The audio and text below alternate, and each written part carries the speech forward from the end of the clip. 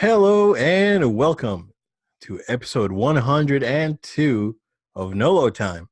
My name is Jobet Velez, and with me is the most interesting man in the world, Joel Young. What's good, Nolo time? Good to be with you again, Obed, episode 102. Wow, it's going to be a passionate one, guys. Buckle up, get your seatbelts ready, for this plane is taking off. Yeah, I'm so excited that I got a little tongue tied there, man. I know. Like, yeah. Joe, dude, this week has been bananas, man. So Yeah. we have a lot of stuff to talk about. We're going to try and jump in as soon as we can. Joel does have a few things, but before we jump in, Joel, we do want to announce the winner or one of the winners from our 100 episode giveaway.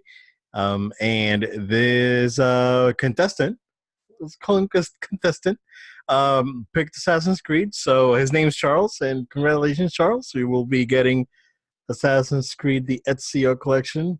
Woo! From my dude over here. Joel wrote, Charles wrote us an email. It was pretty good, and I want to go ahead and go through the list that he actually gave us a top 10. That's why he won, That's right. because he went above and beyond the requirements for the giveaway. But I do want to give him a shout out, man, because this list, there's like four. Let's see, one. Oh wait, hold on. There's for sure one, two, three games that are on my top 10. If you go back and listen to, I think episode 9 was our top 10. And yeah, so Mega Man X is on my top 10. Metal Gear Solid 3 Snake Eater was my number 1. And Zelda Link to the Past, I think that was like my number 4 or 5, I want to say. I can't remember. But yeah, very solid list. And I'll go through the list. So it's number 10, Fear. Number 9, Ninja Turtles, Turtles in Time. That got a special shout out from me on that episode, because I do love that game as well. Actually no, Batman Arkham Asylum, I think it was on my list, but I think I cheated. I think I put like that and Arkham City. I can't remember, man. That was so long ago, Joe. I can't remember this thing as I'm getting too old. So yeah, Arkham Asylum at number 8. Arkham Asylum is my pick too for the Arkham series, because it's more enclosed, a more condensed experience, true to the former Metroidvania evolution of the Metroidvania formula. Um, Sonic Adventure at number 7 for the Dreamcast. Played that one as well. Loved that game too. Mega Man X was on number 6. Metal Gear Solid 3 was number 5 for him. WWE 2K13 was his number 4. Pokemon Gold Silver 3. Mario Kart 64, solid choice at number 2. And number 1 was Link to the Past. So congratulations, Charles. Here's a Yeah. Woohoo! clap. And Joe will be getting to you to get the game. We do have a potential winner for Metal Gear, but we're waiting to hear back from that person. If we do not hear back from that person, we'll announce it on social media next week. And that game's going to go back into a giveaway rotation. So Yeah, anyway, we have runners up, so we've. yeah, Check we your got emails, guys. exactly. We got runners up. So if that we're going to give them a week. If that person does not respond, then we'll go to the next one. So yeah, this was pretty fun, Joel. Hopefully we can do this again, and and get some of our favorite stuff out there for some of the listeners or viewers. So yeah, congrats again, Charles, and it's a solid list. Joel, you had the opportunity to go to Star Wars Galaxy's Edge at Disney's Hollywood Studios here at Walt Disney World on Sunday for the pass holder preview. I've seen some impressions. I want to stay sort of spoiler free for the most part. So give us your spoiler free impressions of Galaxy's Edge. Galaxy's Edge is just that. You feel like you're on the edge of the galaxy. When I was there, I had a group of people with me, and we were discussing, like the stuff that we liked that was in there. And I said to the person with me, I said, man, like Hollywood Studios, out of all the Disney parks, it just went from like middle of the pack of like I like this park to just like elite level park. And the response of the individual was, "Oh my gosh, I forgot I was even in Hollywood Studios." That literally that good, Obed. That's awesome. That's awesome. Yeah, it's very large. I actually have on me here the actual preview pamphlet that they gave to us here, and we have a full on map of how big it is. There is 11 different spots, mixture between stores, experiences, one ride that's open. Um, the restaurants, and those sort of things, right? So 11 different things that they had on the map there, but not everything is open. Not everything was open for us to fully experience. It was cool for a preview that they didn't pack us in too much. It was a comfortable amount of people. For you, I waited for the Smuggler's Run ride for 45 minutes, half an hour roughly between that time. I don't think I'll ever see that wait time again for like another, For a couple of years, probably. it's just it's a fantastic ride. And but really, what you guys that are Star Wars fans, you have to understand, you're asking yourselves, is this really this jaw dropping, is this really this amazing thing? If you are as sweaty of a Star Wars nerd as someone like myself or even Obed, you will have the child in you come alive. The moment I walked in, it's very like a slow burn. Like you come in, and the deeper and deeper you get into Galaxy's Edge, the more and more, dare I say it, sweatier you get from the awesomeness. They hit you nice and easy, and then they just go crazy right up until you get to the area where the Millennium Falcon is outside. The second that I got over this little edge where they actually where you can actually see the Galaxy's Edge, Falcon, and see that these cliffs, I literally held my arms up. There was chills, literally, dude, coming on me. It's that beautiful. It's amazing. They have a nice marketplaces that are really cool. The actual cast members are really awesome because they really stay in character. They stay in the Star Wars world. You ask them about Galaxy's Edge, they don't know what that is. They say we're on Batu. I don't know what you mean by Galaxy's Edge. Okay. This is where they are. You ask them about hey, do you know about this person or that person? We don't know who they are because it's maybe it's prequel films, and they're very much in the current films. So you won't see, at least the impression I got based off the preview was that you won't be seeing Darth Maul walking around, but we did have like Rey is just literally just casually walking around, and when Stormtroopers comes around, she just hides, literally is hiding from them off in the corners or whatever, and tells you to don't rat them out, they're coming for me or whatever. And it's so cool, dude. Like Chewbacca's just hanging out, walking around as well. So he actually, cool thing about Chewbacca is he can actually get to the Falcon and get close up to it. There's like a barrier where you can't get too close to it, but he actually can get around and go out there. So Chewbacca is literally walking around the Falcon. The Falcon gives off exhaust, dude. Like it literally sounds like it's running. It gives off exhaust on the side. It's got like blaster, like says if it's been like shot in battle, whatever. Like very authentic. And like literally Chewbacca is going up and like trying to like fix the Falcon, dude. And he's banging the top of it.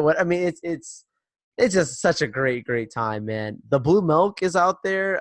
The blue milk is pretty good. It's actually all dairy free for those of you that might be lactose intolerant or just so. It's a dairy free milk. So everyone can try it. It's really good. They also have the green milk, but it's more like a cidery kind of taste. From when I tested it out, the blue milk is really where it's at. That's the best thing. Did not get into the cantina. That's reservation based. I would have loved to have gotten in there, but pictures and stuff I've seen, it looks amazing. Build your own lightsaber, another cool thing. Did not get to go in there. Okay. They have this really cool build your own droid in there.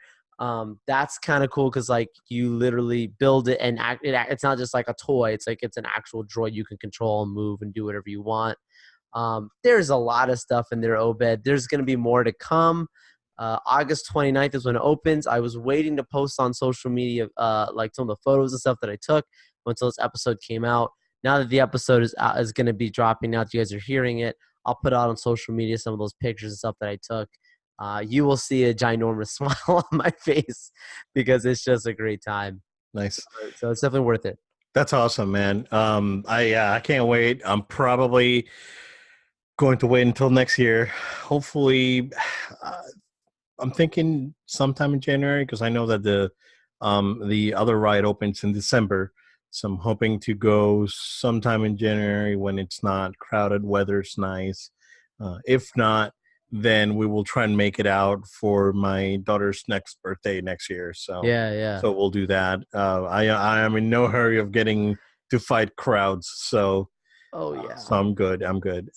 Yeah, I mean, I love theme parks, but it's been a constant issue where it's just too crowded, and you go there and you can't do anything, and it's a big problem that Disney's been having for a while, and I think that's part of their pricing model now, that they're making it a little bit harder for people to get into the park because it's just too much. Although I've seen video at Disneyland where there's like no one, Yeah, and their Galaxy's Edge over there. Disneyland in general is suffering. So Yeah.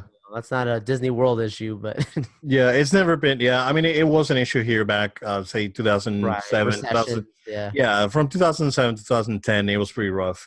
Because I was at Disney, I was working at Disney at yeah, that time, and I can tell you, man, it was rough. Um, but I can see where that could be an issue, and I'm glad they're holding back on the fast passes, and I'm glad that they're trying to be a lot more organized. The Mickey ride got delayed until next spring. It's opening where the Great Movie Ride used to be.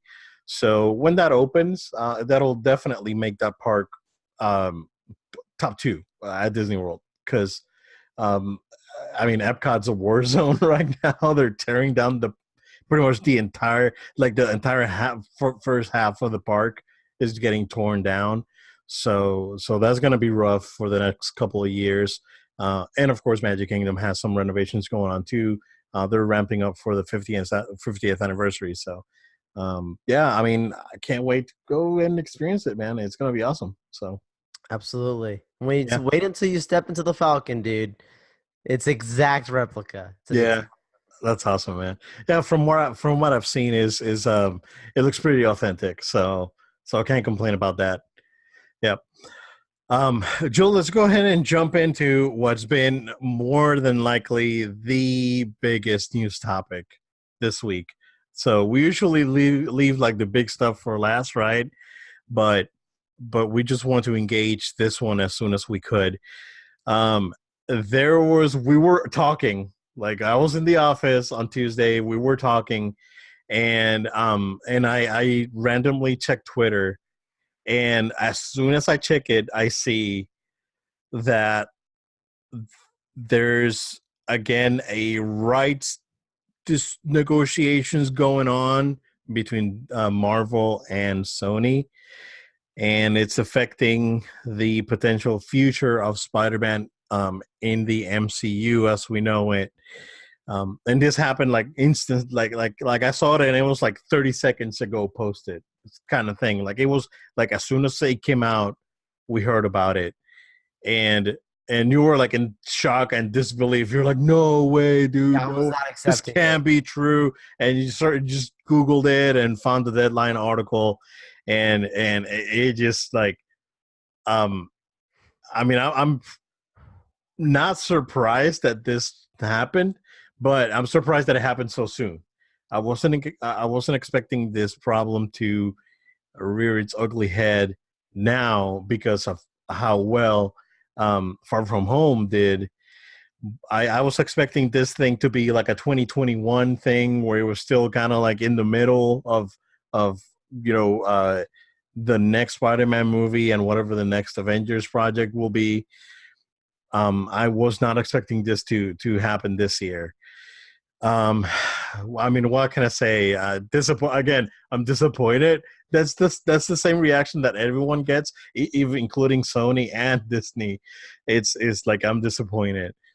Um, I don't want not that I don't want the rights to Spider-Man to go back to Sony, right? I mean, legally they still own the rights, and we know that they're more than capable of handling a decent Spider-Man project, right? We saw it with the first two Sam Raimi movies.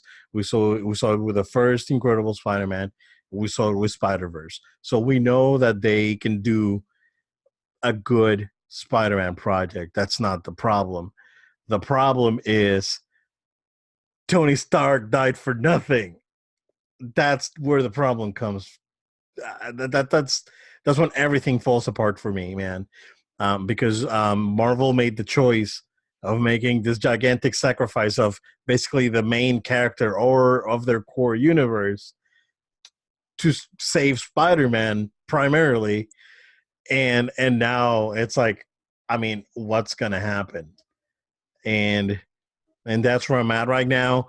Again, Sony put out a thing saying, no, a few hours after the first article from Deadline came out, Deadline, and so I guess someone from Sony reached out to Deadline, or They something like that. tweeted it out. Yeah, and they said it's like, no, this is part of ongoing negotiations. Nothing's concrete yet. Um, Speculation is that Disney wants to have this ironed out by tomorrow morning. So we're recording Thursday the 22nd. So tomorrow, Friday the 23rd, it's Disney 23 or D23, the D23 convention. So rumor is that they want to have this ironed out by tomorrow morning because this was going to be a big part of D23, and now they don't know what to do. Um, Jill, give us a little insight on what the original deal was and what supposedly Disney wants out of this now. Yeah, so the original deal struck back right around the time that Civil War was being created. Was basically Feige and Disney reached out to Sony and said, they were just finished doing their Amazing Spider-Man 2, which made money. They've not lost any money on any of their Spider-Man movies. We're talking $700 million film. So it's not that they were losing money; they just were critically being slammed. So you have the film before that didn't do critically well, then the film after that just was like not even like decent. It was at the bottom critically. And then, where do you go with your franchise? Disney comes knocking Feige, and they basically made an offer of, look, you give us the ability to use Spider-Man in our three of our movies. So that was going to be that was Civil War, Avengers Infinity War, Avengers Endgame, and then we get him for free. Sony did not get anything out of that part, right? But what they did get is that basically in the Spider-Man Homecoming, Spider-Man Far From Home, the two Sony created Spider-Man films, those films would be entirely funded by Sony, distributed by Sony, but the creative and producing rights would go directly to Kevin Feige. So it was completely the vision of Marvel Studios. And then on top of that, so Sony pays to make the movie, Sony pays to distribute the movie. They end up Marvel creates the movie, and then when the movie comes out, Disney gets 5% back on the distribution. So, but 5% of the box office, essentially, they got back on each of those films. Of course, when you look at it from a business standpoint, you might you at first you might look at it and be like, well, that was Disney being generous, but that actually made sense because Disney also has entire part of that original Marvel acquisition. They have full merchandising rights to Spider-Man. So when Sony puts out a movie based on Spider-Man, anything that's the action figures or any of those stuff coming out, that stuff had to go through the Disney, and that Yeah, money came right back to Disney. They only got money off the box office, yeah, essentially. correct. That goes through Disney Consumer Products. They Exactly. handle all that Spider-Man merchandising. Yeah. Exactly. So basically, taking a step back, looking at it, the next step is of them renegotiating this deal was that Disney comes in, according to Deadline Stories, right? Is that Disney comes in and says, for your upcoming Spider-Man projects and upcoming Spider-Man property films, which would be like Venom 2 and Morbius and Craven, all those kinds of things, right? Those would all be a part of a new deal that Disney would make with Sony, where basically they would still have Sony paid to distribute the film, Sony create the films. Marvel comes in and basically does the creative again, but now from a box office return, it's split entirely 50-50. And at that point, Sony said, that's too much. We can't do that. And pulls out a counter offer and says, let's go back to the 5%. You can get 5%. You can do creative on all these movies, but you can get 5% back in box office on all of these movies and still get Spider-Man in your films. And that's when literally it gets shut down. According to these reports, it was all the way from the top. Bob Iger says, no, that's no deal. They pull out of it. Door gets closed on Feige and these guys. Feige doesn't even get a producing credit on any of the upcoming films, which is interesting because even like the Amazing Spider-Man movies, Feige still got a producer credit on those films. He would get absolutely nothing right now, according to the situation that they're in now. And basically, as we have it, the MCU and Spider-Man, Sony are no longer a thing. Sony goes ahead and makes their two upcoming films planned with Tom Holland and John Watts. Although there's been discussions about would there be legal loopholes where, because of Marvel being the original creative, could they pull something contractually and say, look, like you can't use Tom Holland like this because of affecting their brand. And there's been talks about that. Maybe they would actually have to recast all over again. That's not been said further. But that's a real thing that could actually happen if they were to continue down the line because of Marvel protecting their IP and the connection to it. I mean, it becomes a cluster of just pain for everyone altogether. And that's why I think Sony's disappointed. And of course, Disney's disappointed as well. But I think this Deadline article, Obed, is definitely something that was leaked by Disney, in my opinion. I think this is the kind of the narrative that would make Disney and make MCU fans excited. Yeah. And what Sony put out was damage control, right? Like, look, we're not any happy about this either. Yeah, I think based on research and what a lot of people in social media have seen, trends and whatnot, it seems like this was something that Disney put out there to steer the fan base and to have the fan base go against Sony. It's like, yo, what are you doing? No, we need this, we need this, which could work. I agree. I mean, it's a good tactic. It could work. There's rumors that Disney was having Twitter bots spamming hashtags out there, which I don't doubt. It's their brand, and they're gonna go again. We go back to Disney having this zeal and being very protective of all of their IPs, whether from Mickey Mouse to Luke Skywalker, they have this thing, right? And steering the fan base was, in my opinion, a very a genius strategic marketing move on their part. Whoever came up with, like, let's leak this, let's have the fans take care of it, right? I think it was a genius move from whoever came up with this idea, and initially making Sony look like the bad guys, but at the end of the day, you have to go in and dig deeper and know the ins and outs and know the deal, and you have to go back to the original deal where Sony got this rights for like a bag of Cheetos and a Dwight Howard trading card, basically, and so you have to go back to that, and you have to keep putting this entire thing in perspective. Again, I mean, I don't want to take sides, because the right side is for Spider-Man to continue being in the MCU as it stands now. I think it's the best choice for both studios, and is what the fans want.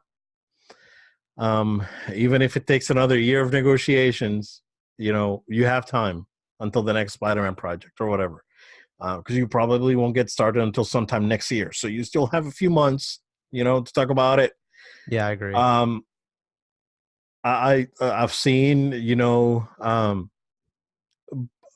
again, people on both ends again saying, "Hey, we're disappointed," but we do see that they're trying to work. It's like, this is, but a speed bump on, on the what's with Spider-Man in the MCU. Um, yeah, man. I mean, I've seen some real good memes out of this thing, though. Oh yeah. Oh my gosh. It's been great. Yeah. Yeah. One that I saw this morning that I really liked is Rocket Raccoon with a Disney logo over his head, Talking saying, to "Hey, Winter yeah, hey, Soldier. yeah," talking to Winter Soldier. It's like, "Hey, how much for Spider-Man?" And Winter Soldier has a Sony logo over his face, like, "It's not for sale." Well, how much for the entire company? So, or He how says, much "Oh, for I'm the gonna get company? that company." Yeah, I mean, I to be honest with you, Joel, I could see Sony selling Sony Pictures. They're really not making any money out of it right now. Um, I mean, Sony. When you go back to Sony, and I'm talking Sony from PS1 to PS3, because that's the old Sony. Um, so when that was going on, and Sony was really hard on Columbia Pictures and all these other things that they were doing with their brand and PlayStation and their TVs and home theaters and all this stuff that was doing well back then. Um, all things work together to create this big thing right now, right? To create this big company, conglomerate, basically, because Sony in itself, like Disney, is multiple companies, right? PlayStation is not Sony Pictures, and it's not Sony Mobile, it's not Consumer Electronics. They're all separate divisions.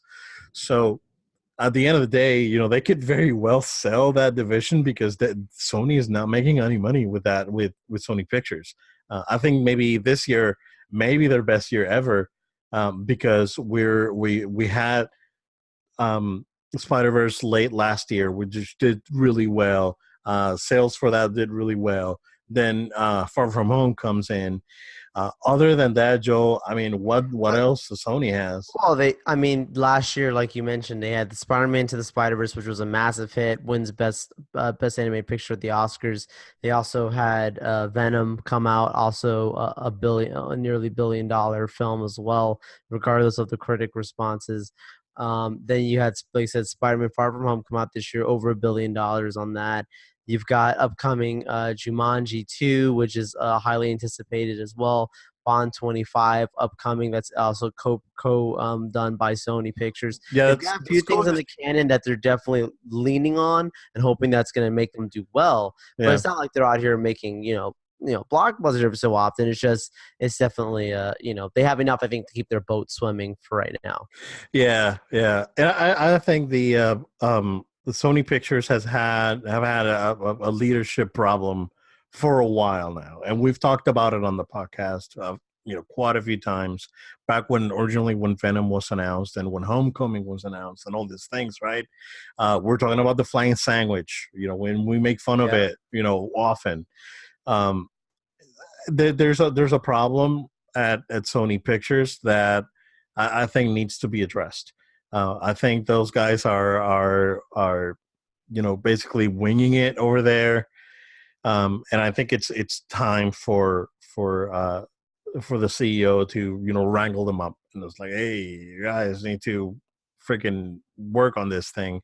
I'm surprised Cass Harai didn't wrangle them, because Kaz was cleaning house, and I'm just surprised that he didn't go in there. I was like, yo, you guys need to like take it back a couple steps and make some right choices. Of course, Kaz Harai was Sony CEO, when the Spider-Man deal was done, That's right. things are different. Again, we go back to Sony having basically what was their former CFO as their CEO now, you know, finances and this and that. But at the end of the day, man, I mean, Sony is a PlayStation company. Sony's a gaming company now, through and through. Uh, they should get rid of Sony Pictures. I don't think Sony Pictures is. I don't think there's a lot of value for them in that, right? Because for every Venom, they have 100 other flops throughout the year, and that's a big problem. They are very inconsistent with their films. Yes, they do have some franchises, but again, it's unfortunate that it all has to go back to a media monopoly like what Disney is trying to basically do. But Disney's looking out for their IP, and if it means buying another movie studio, they'll probably do it. Yeah, I definitely think that there's a good chance that we will get this deal renegotiated very, very soon, maybe even by the time that the next day of this coming out.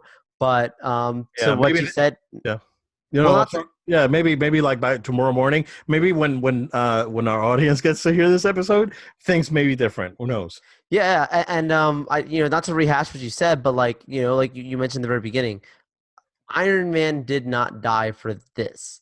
Anyone that not spoiler alerts, like everyone's seen Avengers Endgame, right? Sorry, we've been talking about it for a while. And then, Spider-Man Far From Home's been out also for a bit now, so I think we could talk about it too and say, look, Oh, when Happy Hogan says, I haven't seen it. yeah, look, I think this is why people were so riled up because of that movie's, was a $2 billion. I don't want to be exaggeratory, but it's almost on the track there for a film. People went out in droves and watched it, enjoyed the film. Happy Hogan says, like, look, Iron Man died for you because Iron Man died because he didn't want the world to not have a Spider-Man in it. And like when you hear that, you're like, oh my gosh, that's fantastic. Just to undo all of that really is going to hurt them. That's the problem. Yeah. And Marvel Studios, it definitely will make it weird, but it won't hurt them. But when you look at from what Sony's creative standpoint, I think they're I understand from a business standpoint, you can't do the 50-50 split. That I totally understand that. You would, if I made that deal, I would lose my job as an executive. That's just not good for business. If you understand how that actual breakdown is, they actually lose control of their IP in that deal entirely. But at the same time, I mean, when you put things in perspective, right? It's how much. All right, let's do this. Let's fact check this thing on the fly. So, Amazing Spider-Man 2. Let's see what the box office is for that. Yeah, I would say about 700-800 probably mil. Yeah, as Oba's looking this up, like essentially, when I say that they're losing their control of their IP, they're still paying distribution costs, and then they get the money back just to kind of break even. That's probably not the way they want to conduct it. It's because they don't get anything back from manufacturing. So it made $709 million with an estimated budget of around 250. Yeah. But if we go to for Far From Home box office, so you're putting that at, come on, Box Office Mojo, don't die on me right now. We're looking at $1 billion, right? So even they still get $500 million out of this thing, plus the Blu-ray distribution. Yeah. I mean, it's still not a bad deal, dude. It actually is. I don't have time to go into. I don't have time to go into it. But don't believe me for it, guys. Yeah. Look this up yourself. There's some really good economic articles on this kind of stuff that they actually. It would be almost like breakdown, yeah, a 60-40 kind of situation where they actually lose some of the power over their IP and some money back. So don't believe me for it. Look it up, guys. I'm not. I wouldn't be just saying this because you guys know how I feel about it. I want this guy definitely to be the MCU. I'm the biggest Spider-Man fan there is. I got Spidey behind me here, my Spidey cap on here. But look, I think that they hopefully when they go back to Disney, hopefully it can be reasonable if they are talking even right now. Hopefully it can be reasonable, even a 70-30 would be more reasonable of a deal. And we'll see what happens. I mean, Bob Iger could pull Thanos and just say, well, we're not even going to talk. We don't need to talk. And then just, come out of nowhere and say, how would we buy this company? Our pictures. We'll see. I think Iger is. I mean, he's an executive. We gotta take our. At the end of the day, he's a businessman, and business are in it to make money. But that being said, I think Iger is fairly reasonable when it comes to these things, and when it comes to fan backlash, like what happened when we got backlash for Last Jedi and Solo, pull the plug on the rest of the one-off movies, and let's concentrate on episode 9, and we'll work it out, right? So he's very reasonable at keeping the fans happy. That's why I think a concession is gonna get made somewhere in here. So yeah, I agree. I think we'll get a fair deal in the end. Hopefully, that's at least my hope. So stay tuned. Could be more next week. Yep, absolutely. Joe, moving on to some more movie news. The something that happened like 5 minutes after the Spider-Man stuff broke is that we officially are going to get a fourth Matrix movie with Keanu Reeves and Carrie-Anne Moss confirmed. Lana Wachowski will be directing. Okay, so talk about not seeing this coming, because this hit me in the face like, yo, what the heck, dude? I was not expecting this at all, but I am very happy because it seems that with both of them being back means that they're going to retcon the sequels, and I'm super happy about that, man. So, what do you think? Yeah, I'm with you, dude. I am so happy to hear. It's great to hear that one of the Wachowskis' Elise is in it, and to hear that both of these main cast members are in it. Like they're trying to. It sounds almost like Terminator. Like I don't want to compare it, but like how this new Terminator movie, it's like, look, we're gonna fix some stuff here and give you guys some good time because you guys want this. I feel that way about this, right? Yeah. And this is like to start production in a couple months. This is like beginning of 2020. Start filming. Which means that this thing's already like written.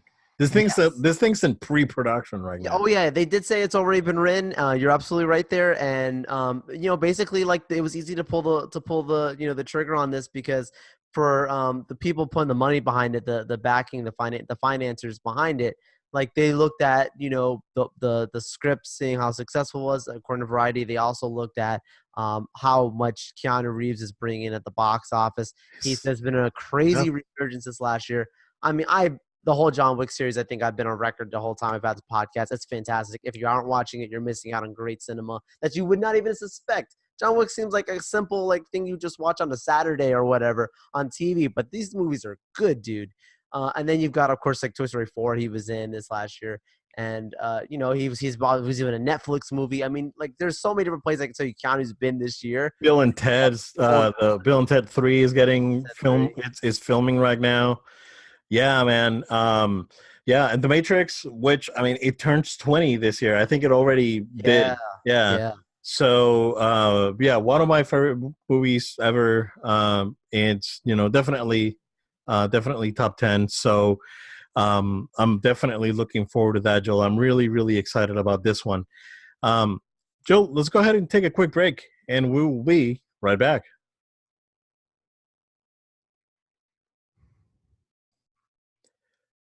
And we're back. Joe, Gamescom's coming on over in Germany over this week. A few announcements that are worth talking about happened, but something happened while Jeff Keighley's show was happening, and Sony went ahead and bought Insomniac Games, man. Developers of the much beloved Spider-Man for PS4, and of course, Ratchet and Clank, the entire Ratchet and Clank series. They also developed the Spyro games back in the PS1 days, and they done a couple other projects, like Fuse unfortunately got focus tested to hell over at EA. um, and they did Sunset Overdrive for Xbox One. That was a launch window title, I believe, for Xbox One, which I heard is very underrated, underappreciated. So yeah, man, pretty big news if you ask me, man, because these guys have the shops to do uh, large scale games. They've proven that with Spider-Man, but they also have the shops to do smaller projects like that Ratchet and Clank remake, which I think they did in a very short period of time. And that game is really really good. If you haven't played it, it was free on PSN a while ago, but I believe it's like $20 now everywhere. Very very good game. But I am really excited about this, Joel, because Sony now adds a serious contender to their portfolio. I know that Microsoft, of course, have been buying up studios. More noticeably Obsidian and Ninja Theory, and what was the one they just bought during E3? They announced the Tim Schafer studio. I forgot, the Psychonauts studio. Yeah, so they got that right, and Sony did not acquire any studios. So this is a big get. Rumor on the street, Joe, is that Sony is looking at other studios to buy. The obvious choice would be Kojima Productions. I don't know if Kojima wants to be under a big corporate thing again. I think he wants to probably just stay independent, but I can see Sony making some serious moves here pretty soon, man. What do you think? Yeah, I do look at this move as preparation for the future, and we're going to talk about in a second about PS5. But I really do think that this is a move to kind of strongly back and have oversight and control over some stuff that they want to do for the future of PlayStation. I mean, it's just an obvious thing to say, but when you start looking into what's being discussed for PS5, I think this really makes clear sense. Obviously, they worked really well together on that PS4 exclusive for Spider-Man, being such a fantastic. For me, it was the best game of the last year. It was just a really really good game, and there's a lot of really good games on PS4. So They are, man. It's but crazy. Yeah, yeah, yeah. we're all winners here, right? So, but it's cool. Like we're still talking about Spider-Man, dude. Even Yeah. our last thing. Like on the record, and I've been gaming since the 2600. Yeah. Like on the record, bro. Like the Dreamcast is still my favorite console. That's holds a special place in my heart. But to be honest with you, Joel, again going back to I've been gaming for a long time. The PS4 is right there at number two, man, because it's just been just the overall experience with the UI, the machine itself, online services, and the games. Um, I mean, dude, I've had a flawless experience. I don't.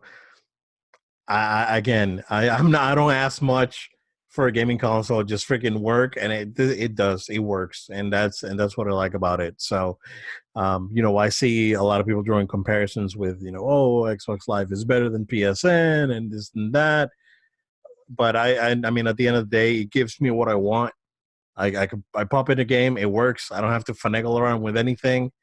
So I'm yeah, definitely number two for me, because I mean it's incredible. I mean there's not been a better time to be a gamer because of everything that's been offered. Whether it be the mini consoles or the Xbox One X, from everything. Um, I think is just fantastic. A fantastic time to be a gamer. So yeah, Joel, I'm sorry, man. Go ahead. Yeah, yeah. But with Insomniac, just looking at their list, the titles, looking at what they've put out there, I think, like you obviously the clear cut ones that we just talked about, Spider-Man, Ratchet and Clank, being a well-known, PlayStation game. But looking at things like Resistance, Sunset Man, totally Overdrive, forgot about Resistance. yeah, dude. Like there's Yeah. they've got some stuff in here, Spyro. They've got some stuff on here that definitely is well associated with the Sony brand. And so I think this is one of those things where, like, you're not just getting a company with the hopes of putting out some new stuff, but you also have some well-established things that they can build off of that doesn't continue the brand. So it's a great acquisition for them. I hope it goes well. I believe it will go well. I don't see why it wouldn't. But I really think this is indicative of the future of PlayStation as a whole. That's how I look at this move. So yeah, it's great news to hear overall. Yeah, could you imagine they bringing a Resistance reboot for PS5, like rebooting Resistance and just doing Wouldn't surprise me. now with the experience they've got from Spider-Man and all the other games that they worked on. I mean, they refined Ratchet and Clank, and they have the Resistance games under their belt. So, man, yeah, that's exciting. When you think about it like that, they can come up and do. Of course, we're gonna see a new Ratchet and Clank on PS5, and For that's sure. gonna look like a Pixar movie. Because I mean, this last Ratchet and Clank, dude, it looks like when remember when back when the PS2 was coming out, and they said that the PS2 was gonna have Toy Story quality Yeah, graphics. yeah. I mean, you see it now, where you play Ratchet and Clank, and it's like you're playing a movie. It's great.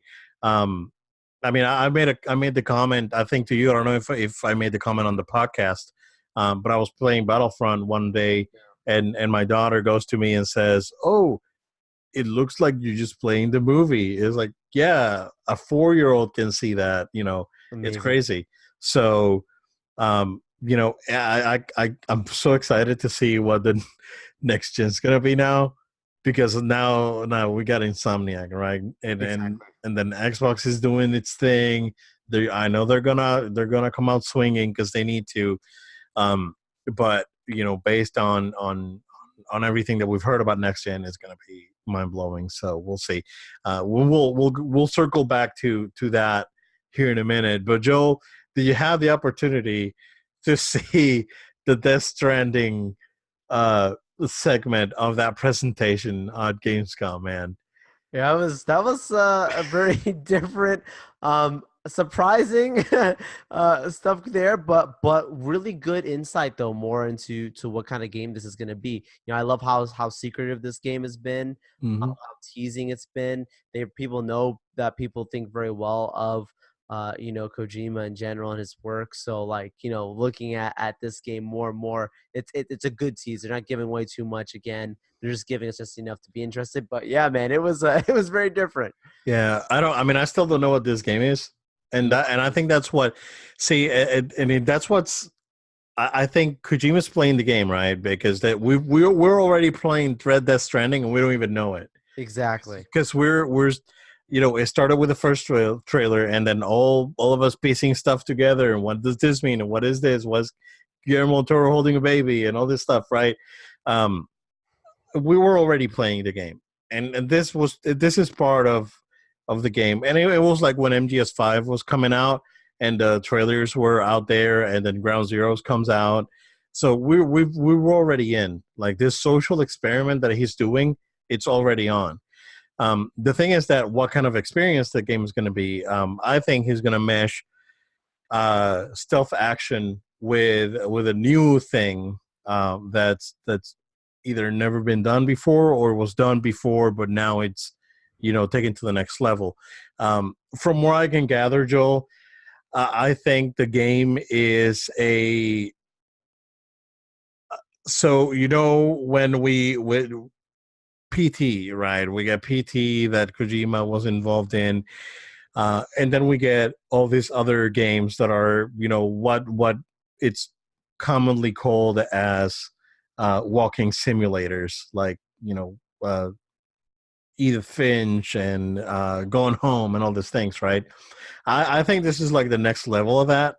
I think this is a traversal simulator where you'd have to get from different points, and not only get from point A to point B, but you have to there's something important that you have. I think that that cargo that Norman Reedus' character has in his back, that is important, and I think that there's gonna be delivery spots because at the end of the you know we've seen it in the trailer. Basically, you're trying to rebuild the U.S. Like the U.S. was, society has gone to crap, and whatnot, and you're basically trying to rebuild the country. And how are you going to do it? That's going to be the game, right? So I am super intrigued. The bathroom mechanics were quite interesting. Surprise! Yeah, yeah, that was very Kojima, right? Yeah, oh yeah, for sure. So, and if you go to like Metal Gear, there's usually a soldier or someone relieve himself somehow, and yeah, it's always there. I think that's his how Tarantino Right, has right, the foot thing, right? right, His movies, there's something with a foot, like wiggle your big toe and all these things, right? right. So that's Kojima's thing. So so I'm excited for it. I already pre-ordered it, so I'm gonna get it anyway. Nice. But yeah, we'll see, man. I'm interested. There's so much to know, so much to learn, so much to experience. Like you said, we're already playing it. We just don't know it yet. Absolutely. And that Jeff Keighley cameo was pretty neat. Oh yeah, that was cool. Luden's fan. I think the graphically the game looks phenomenal, right? The sequence with Guillermo del Toro's explaining the baby thing, uh, and that scene there. And I've been staying away from trailers since the last trailer that came out, the big one that came out, because I'm good. I don't want to know anything else. Um, but I think that trailer, the one that highlighted Deadman, Guillermo del Toro's character in the game, that gave you a lot of information. They talk about the Norman Reedus looks at the baby and he's like, "Oh, the baby's looking at me," and so, dude, he's gonna get attached to. And then he's like, "Oh, don't get attached to the baby.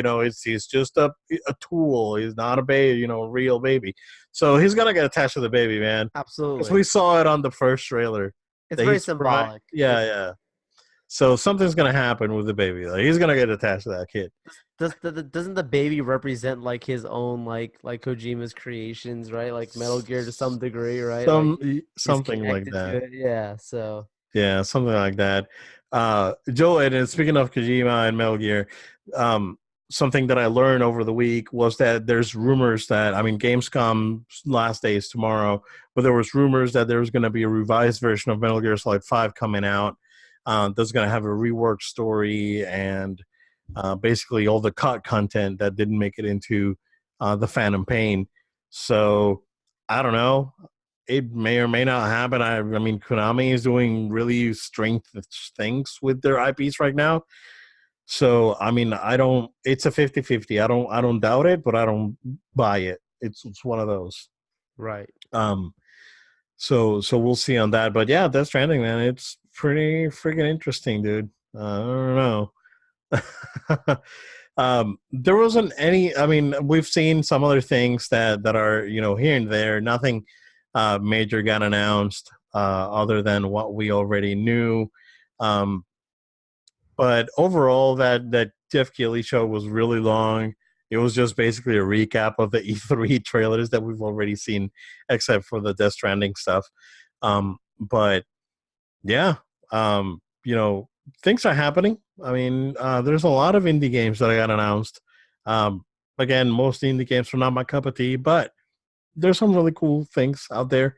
The one big thing, Joel, is that a lot of people have been able to get their hands on the Switch Lite now because they were highlighting it. So they're saying how it does feel like basically like a successor to the 3DS, basically in and its form factor and how it feels. So I think that's that was Nintendo's intention all along, was to create a successor to the 3DS. Of course, the 3DS is technically no longer supported. They're still being manufactured, but there are no new games coming out. Um, so yeah, we'll see, man. It looks things are happening. Keep your eye out.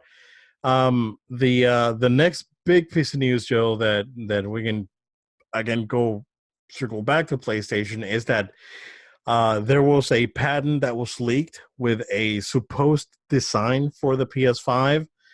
I do have an update on that because it's confirmed that that is a dev kit.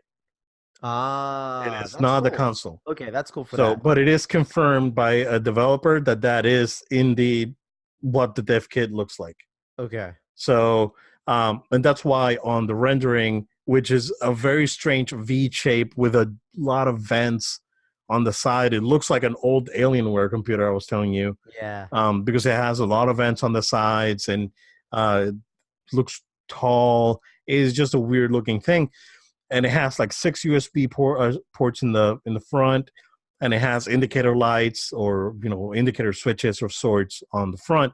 So more than likely to show like memory bandwidth and things like that. So so it is confirmed that that is a dev kit, not the console. So based on that, now they're saying that they're going to follow the same thing they did with the PS4, and that sometime in February or March of next year, they will have a reveal event, and the console will come out in November next year.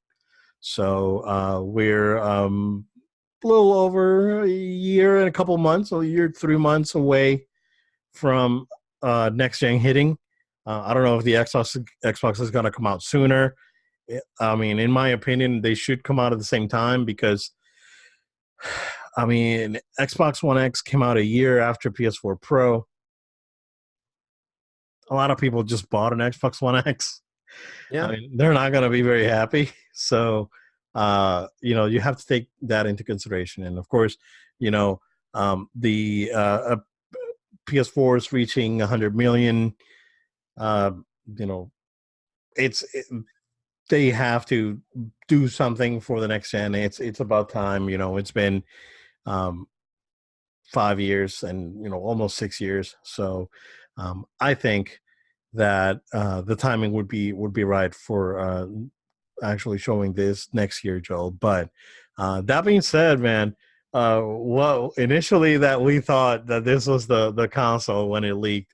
Uh, what do you think of this design? If this was real, If this was real, it definitely would have not swayed me on like if I would buy it or not, but it definitely would make me be like, well, it's not necessarily the good looking console of the future. It definitely was not the pretty console, right? But like it is kind of cool to me, like how like it's a big like five essentially. it's a That's V. kind of Yeah, that's kind of cool. Like for at least and knowing that's for a dev thing, I think that's where it comes really cool. Like it's like oh yeah, like can't forget what that one is, it's sitting on the desk, right? But no, like looking at it first glance, I was like, it doesn't make sense why the future looks like this. Like this is gonna be your console for the next, 5, 6 years. I don't think that's the way you want it to look necessarily. So I'm sure it'll be a nice slim design, whatever ends up being in the end, right? Just something easier for people to explore this what this console's capabilities are, right? But yeah, Obed, like you talked at the end there about timing. I'm not gonna say it's about the right time. I'm gonna say like it's they have well, Sony next year would. Sony has the choice. Like it's great. They're in such a great situation. They can literally choose to do this right now. Like there's no rush to do it, but they can choose to do it. And so with Xbox making the announcement and no real further aside from we're working on something, I think the wise thing, what really benefited at least PS4, was that they were the first ones to really hit the ground running and they delivered on what they put out there. So I know that they're when they do it again, that hopefully will be the same type of strategy, right? Like when they put it out there, which I think you're right, I think it will be next year at some point, early to mid next year.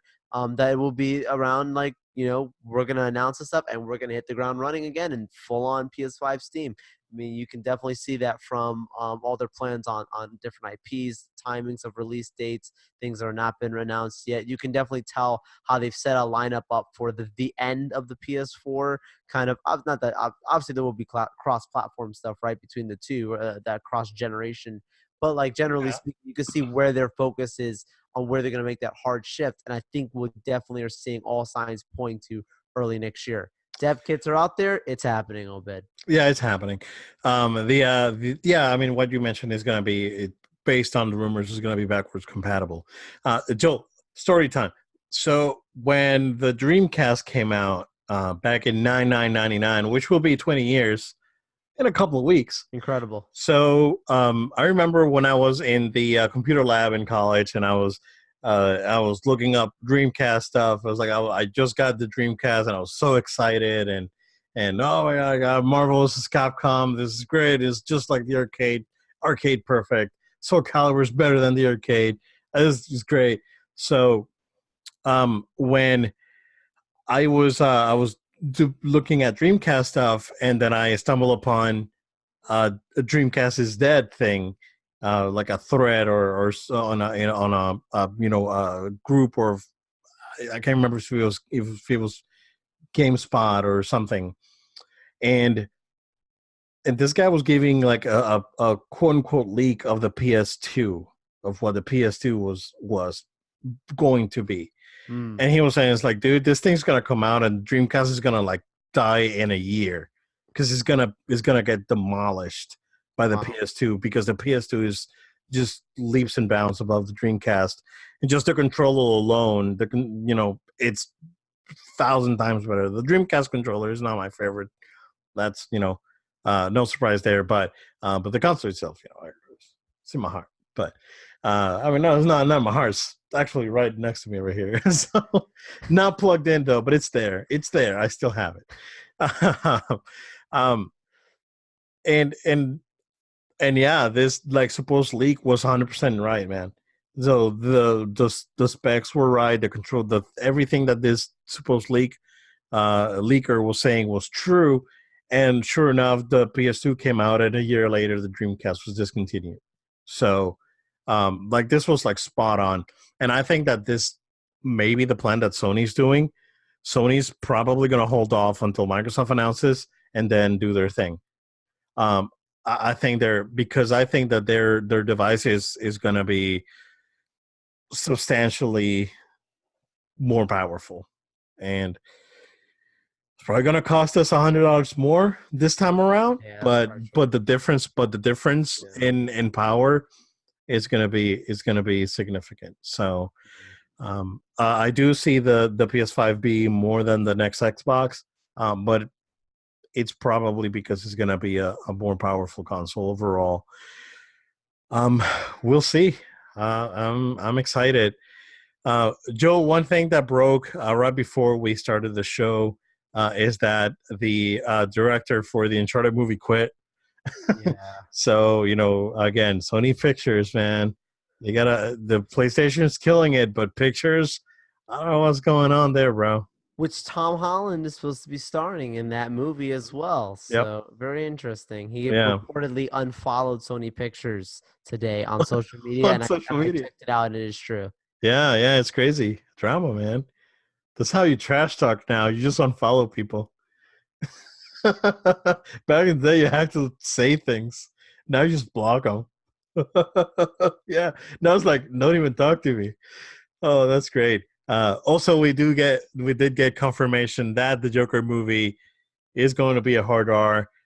I'm a little bit concerned about that movie, Joel, because the movie comes out in like a month and a half when we have not seen another trailer. Yeah, no one's really talking about the movie, so it's very much a mystery of what we're gonna get, right? Yeah. And I think that they're probably playing into that sort of mystery thing. They're gonna, I'm hoping this movie's good. Oh yeah, for sure. I'm hoping this movie's good. So I'm hoping for the best, but at the same time, I am concerned because we haven't seen any more trailers since that initial teaser. So, which, to be honest with you, I don't need anything else because that teaser was S rank teaser, best teaser that I've seen in a very, very long time, Joel.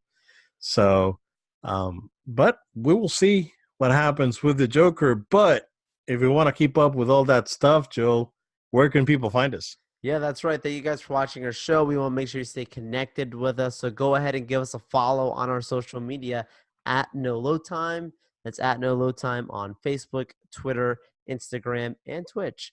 Also, make sure you're a subscriber, right? It's really important you can hear all of our latest episodes as they drop. So go ahead and subscribe to our podcast version on iTunes, Google Play, SoundCloud, and Spotify.